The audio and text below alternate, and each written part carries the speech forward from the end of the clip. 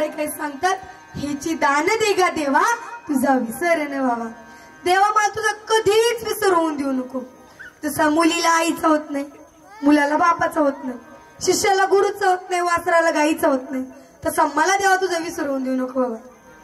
पण आता मी तुम्हाला जी उदाहरण दिली त्याचबरोबर जर पाहिलं गेलं तर शिष्याचा आधारस्तंभ जर कोण असतो तर तो गुरु असतो. लेकाचा आधारस्तंभ जर कोण असतो तर ती आई असते. वासराचा आधारस्तंभ जर कोण असते तर ती गाई असते. लेकाचा आधारस्तंभ जर कोण असतो तर तो बाप असतो.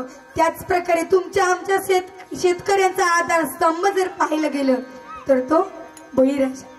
बळीराजा काही काळापुरता फार श्रीमंत होता. आता जर मी आल्या म्हणले की भगवंताचं काय आहे, अवघ त्रैलोक्य त्या भगवंताचे, पण ते त्रैलोक्य काही काळापुरतं हे बळीराजाचं होतं. बळीराजा म्हणजे तुमचा आमचा आधारस्तंभ. हा बळीराजा दैत्य कुळातला होता. मात्र पण मग त्यावेळी इंद्रदेवाला भीती काय वाटायला लागली. आता या बळीराजाच्या हातामध्ये काय होतं तर स्वर्ग होतं, पृथ्वी होती. मग इंद्रदेवाला भीती वाटायला लागली की जर हा या स्वर्गावर राज्य करायला आला तर माझं इंद्रपद जाईल. मग या इंद्रदेवाने विष्णुदेवांकडे काय केलं, मागणी केली, विनंती केली की तुम्ही काहीतरी करा बाबा.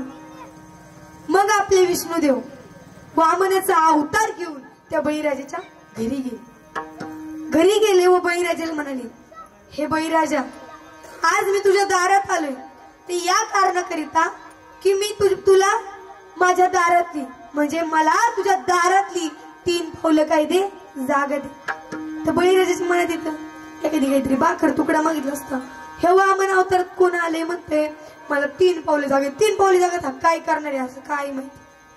ते वामन अवतार म्हणजे लहान गाव, तर आमच्या श्री महाराजांसारखं लहान गाव होतं. मग त्यावेळी बळीराजा होकार देतो आणि ज्यावेळेस तो द्यायला सुरुवात करतो तर त्यावेळी वामनदेव म्हणतात, असं नको मला, तुम्ही आधी संकल्प घ्या मग द्या. चतुर आता शिरोमणी येतो.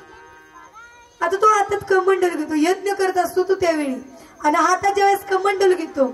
आता किती काही झालं तरी बळीराजा हा काय दैत्य. जसं शिष्याचा आधारस्तंभ गुरु असतो त्याच प्रकारे बळीराजाचे आधारस्तंभ जर कोण येते तर ते दैत्यांचे गुरु शुक्राचार्य. मग काय ते शुक्राचार्य काय करतात, तुझं कमंडूल होता त्या कमंडुलाच्या तू छोट्याशा गोळात जाऊन बसते, सूक्ष्म रूपात जाऊन बसते. ते तुम्ही म्हणतात ते कसं जाऊन बसते. मग आता ज्यावेळेस ते बसले होते तर त्यावेळी पाणी काही बाहेर येत नव्हतं, ते तीर्थ काही बाहेर येत नव्हतं. तर त्यावेळी आपल्यासारखा एखादी काडीच बसली असते. तो दैत्य त्या बळीराजाने पण काय केलं, काडीच तर कमंडुलात बसली.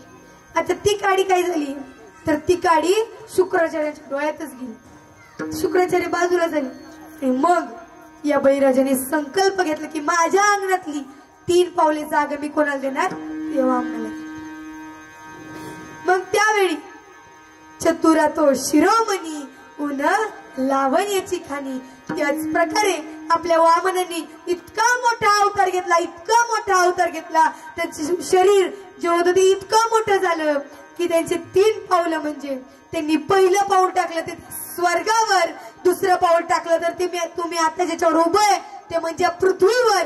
आता हा बळीराजा म्हणतो आता मग घर घेतलं, आता माझी सगळी वावरची वावर घेतली, आता काय माझ्या डोक्यावर पाय ठेवता काय. अरे वामनाने खरंच केलं ना, वामनाने त्याच्या डोक्यावर पाय ठेवलं. तसं तो जमिनीमध्ये गेला ना. आज देखील जर पाहायला गेलं तर जे 7 चिरंजीवी मध्ये आहेत त्यामध्ये हा बळीराजा देखील येतो. मग त्यावेळी आज ज्यावेळेस त्यांनी भक्तेवाच्या देवाकडे विनंती केली नसून तरी देखील ज्यावेळी वामन अवतार बळीराजाच्या दारात आला त्यावेळी त्यांनी नकार दिला का नाही, हेची दान दे गा देवा. ज्यावेळेस आपण देवाला देव दुसऱ्याला दान करतो, देवदूताला दान करतो त्यावेळी भगवंताला काय वाटतं, तयाच हरिका ते देवा विठ्ठल विठ्ठल.